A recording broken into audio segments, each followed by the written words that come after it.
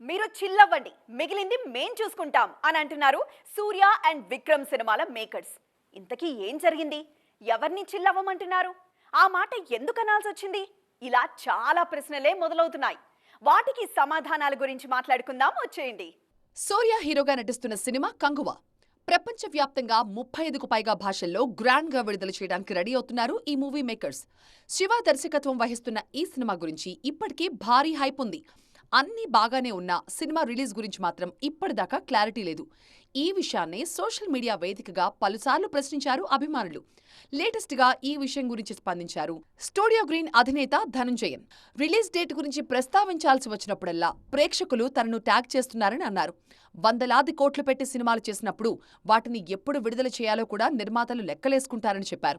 కంగువ, తంగలాన్ విషయంలో అభిమానులు కాస్త చిల్లైతే మంచిది అంటున్నారు. రిలీజ్ డేట్ చెప్పలేదని నిర్మాతలను విమర్శించొద్దంటూ ట్వీట్ చేశారు.